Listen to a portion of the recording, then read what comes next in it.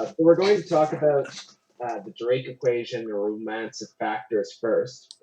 Uh, I remember I thought that we had actually spoken about this play, but your titles and just the way that you frame things sometimes, I get confused which ones that I've read and spoken about. But Yeah, I do remember. I made a video that was about the Drake equation, and that might have confused you. It was like a 7-minute video where I mentioned what I was gonna write about it, but we didn't actually talk about the finished product. No, we didn't. So I remember when I read this, I thought it was a great play, and I did look through it prior to this conversation. Um, I remember you talking about the Drake equation. We'll get to more of that and several other factors like the Goldilocks uh, medium. I wanted to talk to you. I thought this was a very effective title too. It's the Drake equation. It's less consciously poetic than most of your play titles, but it's referring to Carissa Drake as well as the Drake equation. Yeah. Speak a little bit about Carissa Drake. Um, this is a very funny play too, with the Greek chorus and then the gay characters that accompany her on a date with Danny Wagner. Well, the Drake equation, just before we talk about Carissa Drake, is the whoops, and I just bring it up there. Whoops, I move that down. Ah, there we go. Is about Frank Drake, the astronomer, had his famous idea that you could somehow plot out or think out how many alien civilizations there might be in a galaxy or even the cosmos if you follow a factor of 7 or 8, you know, or an equation following 7 or 8 factors, you know, from the number of stars down to some civilization things. And this was about 50, 60 years ago, I think, 1959. And it only really became popular in the mass media about 20 years later when Carl Sagan did his Cosmos PBS show. And it's been updated with certain new factors that we know since we discovered planets. So I thought it was a good title since I was going to call my major character Carissa Drake. And this is based upon a young woman that I met when I was looking for my biological family. I'm adopted back in around the 1990-91. I had joined this group called ALMA, A-L-M-A, Adoptees Liberty Movement Association, which was founded by this woman who, I don't know if she's still alive, but I think she died. But she wasn't all there. I forget her name off the top of my head. But she founded this organization. She sued some states to open up adoption records. And the movement itself, I mean, there are still states where adoption records are sealed, but overall, it was probably successful in getting people reunited with their adopted kids that they gave away, and the kids finding their natural parents. Anyway, this girl, Carissa Drake, who's a year or two older than me, was this gorgeous blonde girl who was sort of the epitome of that 1990s aesthetic where you had girls with guitars who were folk singers. This, you know, a few years later, Jewel, Alanis Morissette, who was the one of the Tuesday Night Movie Club gal. I know she's 3 years older than me to the day. But anyway, there are a lot of these singer-songwriter types, and I met her at this Adoptee Liberty Movement Association group for about 6 or 7 months. I think it met once a month. For 6 or 7 months, I met her, and the play deals with the one time that I got a date with her, but it turned out to be a date with her and her posse. And that's some of the funniest stuff in the play. I wanted to speak about some of the use of the Greek chorus, just to give the readers and listeners a taste of that. Here's one of them. Because we are accessories, Daniel Wagner, and his vagaries play out before your eyes and ears as some sweet karmic song of years. And Danny Wagner doesn't seem to particularly enjoy the use of the Greek chorus. He often cuts them off and stops them. He's sort of unsure of whether it's really needed in it.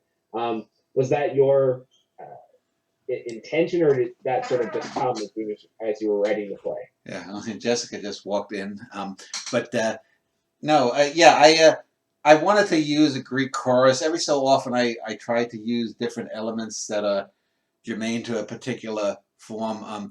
When I wrote that science fiction novel, uh, I used a lot of tropes that are familiar from other science fiction fictions, whether they're books or films or whatnot. And so I thought, well, let me go back to the beginning of theater and use the Greek chorus in a kind of way, but they only get maybe 3 or 4 singing things. Danny, as you said, cuts them off more often than not, but they are sort of a reflection, and they're played by the same actors that end up being the gay posse of Carissa Drake. And so, it's just a way to sort of acknowledge the affinity, because this play was written right around the time that I wrote, like, the Still Standing Domino. So both of those plays, for example, have these sort of, I guess, quasi-scientific ideas about, can a domino in a row just suddenly not fall as it should fall, and the Drake equation is.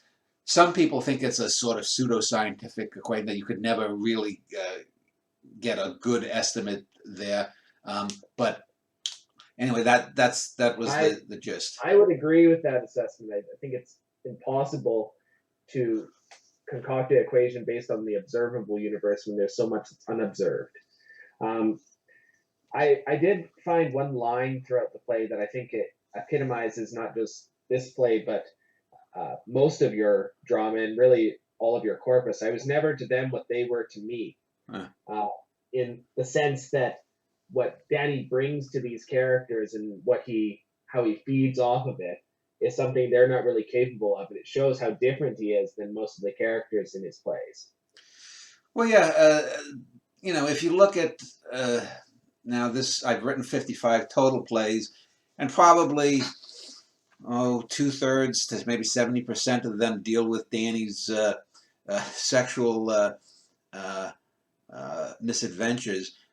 Danny does, score with some of the girls. He strikes out with more girls. The whole Big Four, the first 3 plays of the Big Four, is Danny striking out with this girl or that girl. And yeah, they never, I tend to always look at the brighter side, or try to think the best of people, which is something that Jessica, my wife, is the exact opposite. The minute she finds some flaw in someone, it's always that, 2 minutes of conversation with someone and Jessica has them branded for life. Whereas I always probably go to the other end and try to, give people the benefit of the doubt. It doesn't often work out that way, but, this is another case where she just really wasn't into me. I mean,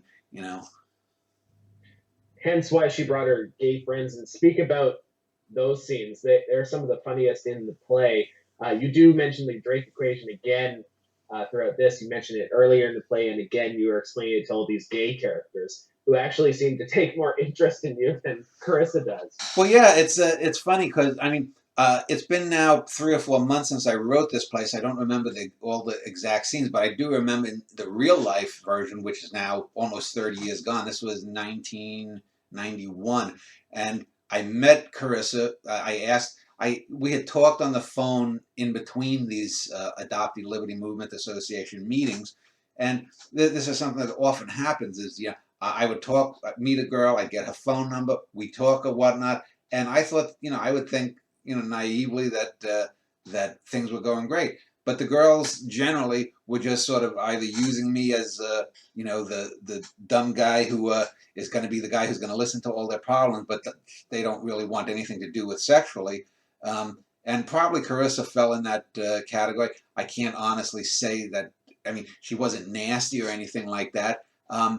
She's one of these ones that just came in, and after this date, I remember it was on a Sunday morning, and I met her around 8 o'clock at this little restaurant. I don't think it was by Central Park. I think it was opposite a smaller park in Manhattan, and I went there, I met her, and then in walked it was between 5 and 8. I think I have 7 guys in the actual thing, but I don't remember their real names. I remember they were reminded me of the old Village People. This was a disco group from the 70s with gay guys who, one was dressed as a construction worker, the other as an Indian chief, the other as, something else. But they all had these kind of flamboyant personalities. Like one was Hispanic, 2 or 3 were black. Some of them were very effeminate, queer. Others were more macho kind of guys, but they were all gay from what they told me or spoke. And in the 4 or so hours that we just ate and sat there, maybe by 1, 4, 5 hours, I got to know some of them a bit more than she did, and they seemed to like me. They thought I was cool. I think they probably, if they had their way, they would have had Carissa dating me, because apparently, like many exceedingly beautiful women, she would go for the airhead equivalent. I mean, not that she was an airhead. I mean, she had some talent and what. And from what I looked in writing these plays, what I often do is I'll Google the people and find out what they are, and sometimes I'll use their futures of what happens to them in the play.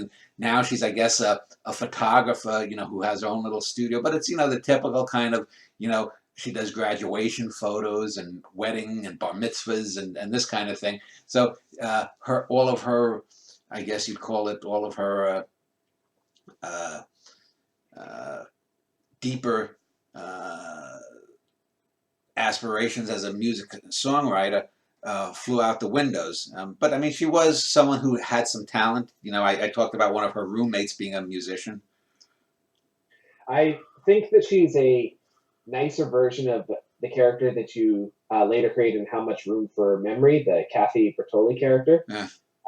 In the sense that she doesn't seem like as shallow and somewhat nasty as that character, but she does seem just to try to push you off to the side as without really letting you know. At least that character in that play is straight up with you in saying that she wants no interest in a relationship. Yeah, I don't think that we'll talk about that, but I don't think the Kathy Bertoli is a nastier character. She's also a younger character, though, too, because during this time, I was 25, 26, and this Carissa was 26, 27. In that play, the Kathy character is 16 or 17, like me. So there's a decade's worth of maturity. There's, So it may actually make Carissa worse because she should have more maturity than a teenager. Yeah, but the play doesn't really. The play is more about. I mean, this is in a sense a comedy, and she comes off fairly, well, in the sense that, I mean, she, you might ask, well, why do you write a play? Well, why do I write a play like this? Because it's something that happened to me. It's an interesting thing, and a lot of these situations with these different females that I write about are the kinds of things that happen in real life. You meet people, you think that they're the bee's knees for a while, and then you just sort of float off into different areas, and it's hard to distinguish that. Now, I that's one of the reasons, though, I do give her the character. I give her that alt rock gal who was the roommate, which the real Carissa did have someone who was famous as a real roommate. I won't name the real singer that was in it, but I gave what's the gal who the old singer that I gave her. The one who started her own record company and became in the late 90s. I can't even remember it now. I'll have to look up the character list here. Let's see. At the beginning, about Drake Equation, Ladonis. I like the names I gave the guys. LaBufa, meaning the beef, a large black man. Carissa. Ani DeFranco. Right. Yes. Yeah. I wanted to also mention you have an interesting conversation about the book Man's Search for Meaning, the Viktor Frankl book. Yeah. And it's interesting how in a later play it's more elaborate, but it's interesting how you use your current experiences and sort of mix them in with your past, because I think at this point you hadn't read the Gulag Archipelago, but but you sort of infuse it into the past. No, I did. I got the Gulag Archipelago sometime in the late '80s, so I did read that. Viktor Frankl book I read, back in junior high or whenever I read it. But it's interesting how that conversation hops and skips, and then at the end of the scene it goes back to the Holocaust. Hmm. Yeah, I'd have to look at the scene. Like I said, this is a few months. I can get it for you right here. What page is it on? I need to find Man's Search for Meaning. Man's Search for Meaning. Let's see. Now, people who are watching this know that one of the disadvantages in real life of having a memory where things flow away and is so fluid is that you forget things easily. But on the other hand, it's great. It's much better than having a file drawer memory when you're writing, because then you're sort of creaky and the artifice shows. So this is just Dan giving future writers a bit of advice. Yes, on page 33, you have a conversation about the Viktor Frankl book and how the Archipelago book is a much richer piece of writing. Yeah. And then on page 33, after the conversation hops and skips, you say, getting back to the Holocaust. And I thought that was a very interesting way to deal with that conversation. Yeah, yeah. And then talk out. Yeah, it is. Yeah, I just looking it over there too. Well, it's one of those things that you have to differentiate your character in some this way, that way, and in some of the plays, Danny is a bit more smart-ass than in others, and in some Danny is a bit more morose than others, a bit more put down upon, and in this case, I think that just it's got an almost Woody Allen sensibility to it. Getting back to the Holocaust and blackout. And I like to use the blackouts. In only one play did I use the curtain falling, and that was forget which one That was the one that was sort of like the play in verse. Yeah, You said that you took from high and low. Yeah. But usually I prefer the blackout, because the problem with, and this is just not to just get into technical stuff, the problem with curtains is when you have a curtain, you almost immediately make it that you're using what is called proscenium staging, a regular stage. Whereas these plays that I have with the blackouts, they could be in Theater in the Round, and you get a different perspective in Theater in the Round. I don't know if you've ever been to a Theater in the Round production versus a regular proscenium, I think it's called. But Theater in the Round is in a sense more immersive. But anyway. Why do you say that? As I have not been to, I can't differentiate, so explain. Well, because if you have people all around you, the actors they can't play to just one strength. They have to be totally acting with their total bodies. Because if you're, I remember seeing King Lear in Theater in the Round. Now, this is where they had a naked fool, and he had a penis about the size of, a snail.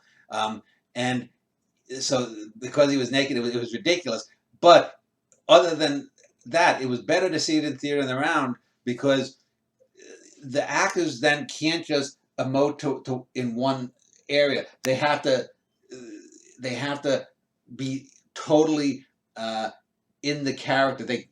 If someone is in a regular stage situation and they're in the back of someone, they're a minor character. But if you're in Theater in the Round, if you're the character who's in the inferior position at that moment as another character's monologuing, and you're just standing, you have to be in that moment. You just can't slack off the way you can in proscenium in a proscenium theater. So Theater in the Round, if it's allowed for by what's needed within the text, it's the more difficult thing for the actor, but it's more rewarding if it works.